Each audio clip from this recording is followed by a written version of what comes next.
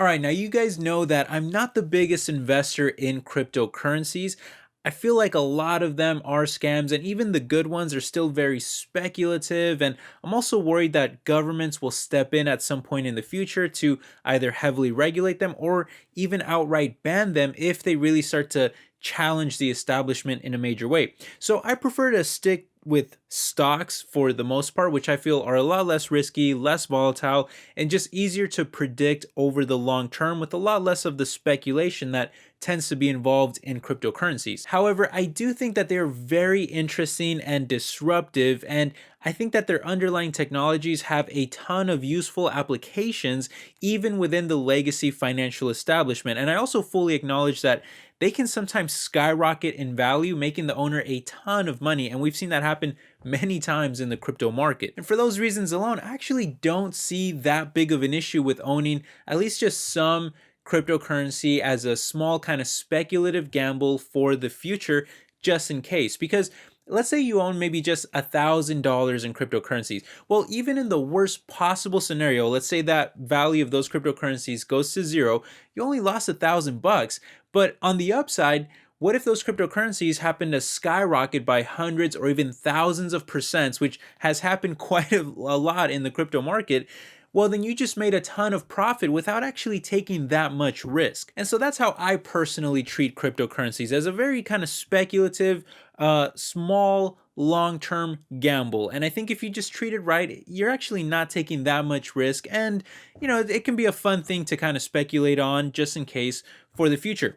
Anyway, this is obviously a stock market related channel, but I often get asked what are some of my favorite cryptocurrencies for the long term. And so in today's video, I'm going to list off my 4 favorite, and to make things a little bit like more fun and interesting, I'm actually going to rank them in relation to the rest of the crypto market in terms of risk. So we're going to do 2 low risk cryptocurrencies, 1 medium risk and 1 high risk. Again, I really feel that all cryptocurrencies have a lot of risk, but in relation to other cryptocurrencies, I do feel that there are some here that are lower risk, medium risk, and high risk. So that's what we're going to cover in today's video. Hit the like button if you appreciate me kind of switching things up a little bit, talking about some cryptocurrencies today. But let's go ahead and start with the list. And we're going to start with the lowest risk, and we're going to increase the risk as we go through these cryptos and down the list. Let's jump into it. All right, well, starting with the lowest risk crypto, you know that that's got to be the big dog Bitcoin. And the reason why I think that this one is lower risk than the others is pretty simple. In 2009, Bitcoin was the first ever cryptocurrency to be created, helping it reach the largest popularity as well as the highest monetary value thanks to that first mover's advantage.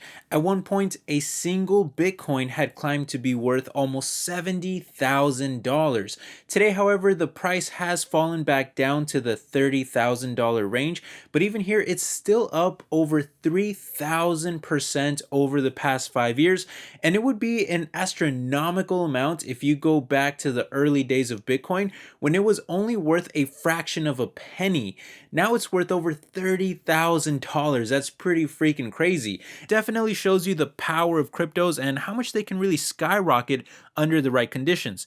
Anyway, despite being the oldest cryptocurrency in existence, it is still the most widely used. I mean, technically Tether has the most trading volume, but that's because it's tied to the US dollar and it's used for different purposes. It's what we refer to as a stable coin, which is used to kind of stabilize the exchange rates of digital transactions.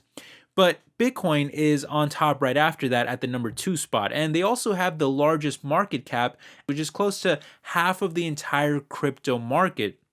The other nice thing about Bitcoin is that it's a decent hedge against inflation because it has a finite amount.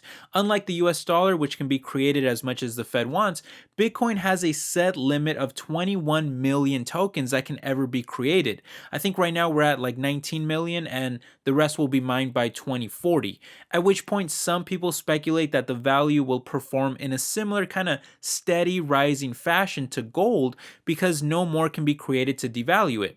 So you add those things up, the first mover's advantage, the larger size and use, the larger popularity over many other cryptos, and the resistance to inflation, and that in my opinion makes it one of the safer options in crypto, and it's why I actually own some of Bitcoin or BTC myself.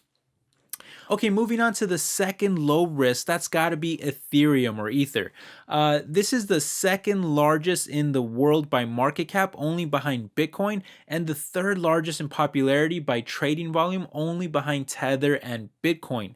But believe it or not, Ethereum is actually more exciting to me than Bitcoin, and that's because of the really innovative technological advancements that they made with it. Now, before we talk about that, one negative of Ethereum that I want to mention is that it doesn't have a set limit supply like Bitcoin does.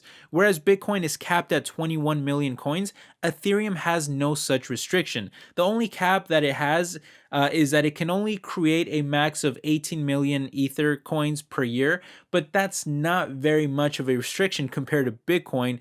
I mean, that's as many coins per year as Bitcoin has in like all of its existence. In fact, Bitcoin has 19 million coins right now, but Ethereum already has over 100 million more than that. The creator did say though that the reason why they don't have a cap is because many coins get lost, and over time that will balance it out and cancel out the inflation of it, but it's still a disadvantage in many people's eyes when they think about a cryptocurrency being like a hedge on inflation. However, the advantages of Ethereum come elsewhere, particularly in its underlying technology and its Ethereum network, which is a blockchain platform that can run a number of decentralized applications and smart contracts. As such, Ethereum is often used to run applications that automate transactions. For example, Bitcoin's blockchain is used to track transactions, but Ethereum's platform can actually program them to happen automatically, allowing your money to invest, spend, and save all on its own. And depending on how you programmed it to it can do certain things. In certain scenarios, this technology can make transactions run a lot faster, safer, and more efficient on Ethereum, all of which can be done using Ether coins, hence why the coin is so popular. Ethereum is even used for most NFT selling, which is a very high growth market right now where people sell digital versions of real life objects like art and more. Oftentimes they sell these NFTs, these digital, images or whatever. They sell them for millions of dollars sometimes. It's just really crazy.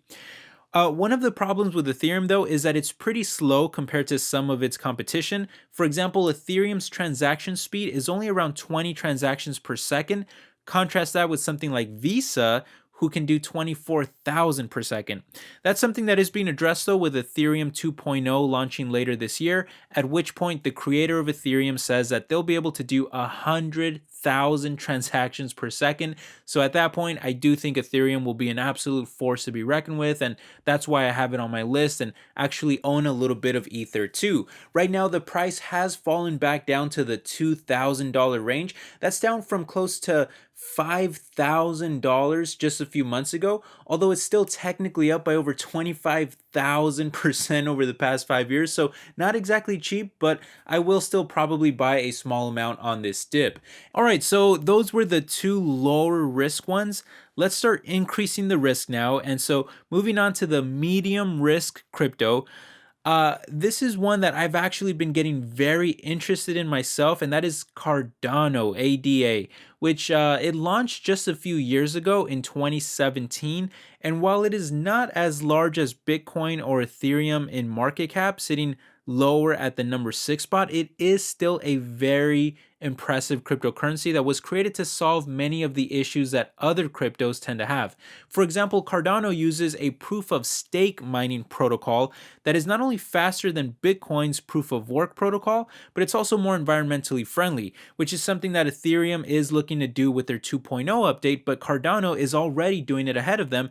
And as it stands, Cardano has a transaction speed of over 250 transactions per second versus Bitcoin's 5 to 7 and Ethereum's like 20 to 30. So it's a lot higher for Cardano.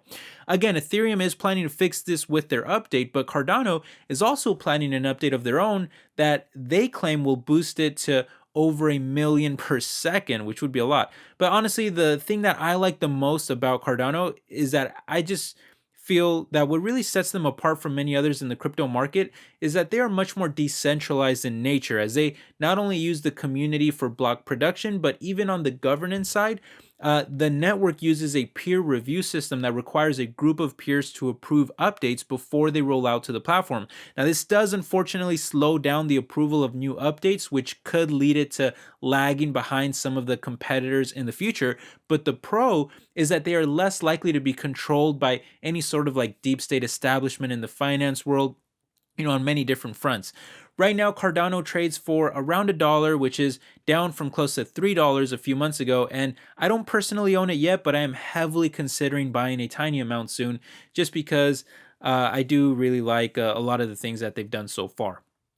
All right, now if Cardano or any of the others on the list have not been high risk enough for you, then how about my highest risk pick in Dogecoin, ticker symbol DOGE? The coin itself is referred to as Doge.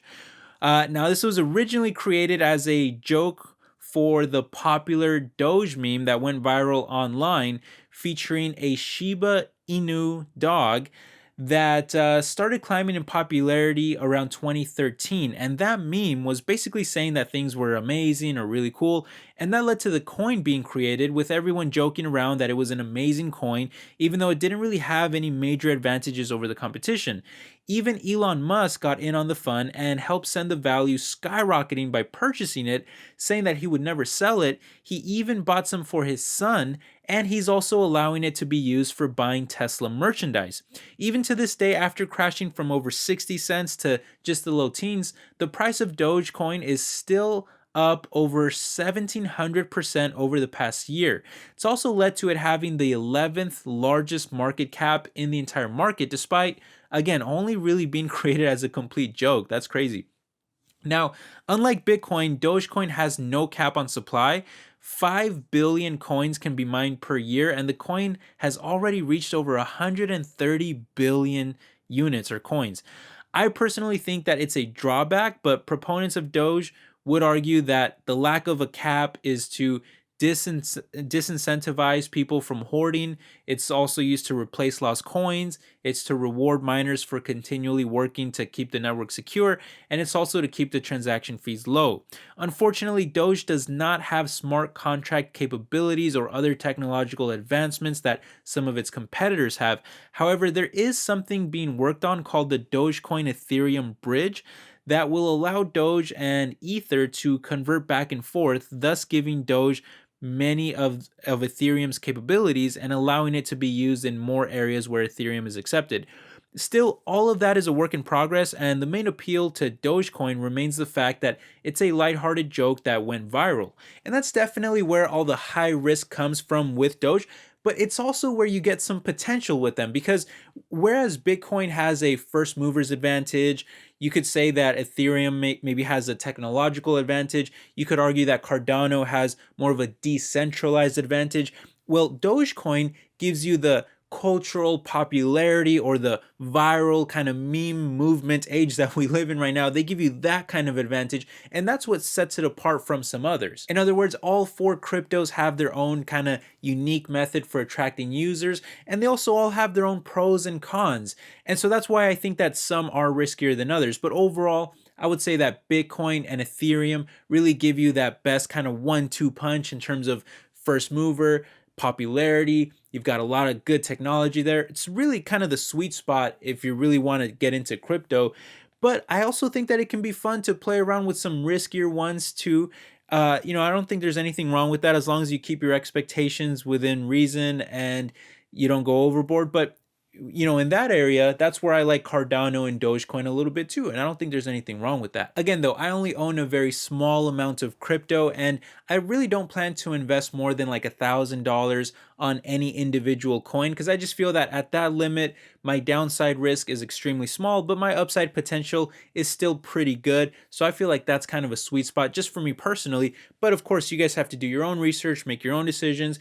And speaking of research, as time goes on and I research cryptocurrencies more and we learn more about them and we learn more about government's reactions to them and regulations and things like that, maybe I start to gain more confidence with cryptocurrencies.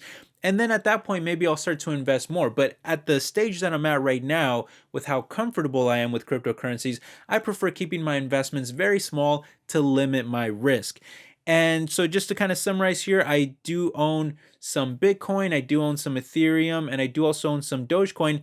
And I'm also thinking very strongly about buying some Cardano very soon as well. But anyway, those are my thoughts. Those are the cryptos that I'd say are kind of the best ones as of right now if I was to assess the market. I'd love to hear your guys' thoughts. Let me know what cryptos you like. Maybe I can make some future videos on those too. But thanks for stopping by. I will catch you in the next video. Take care. Bye-bye.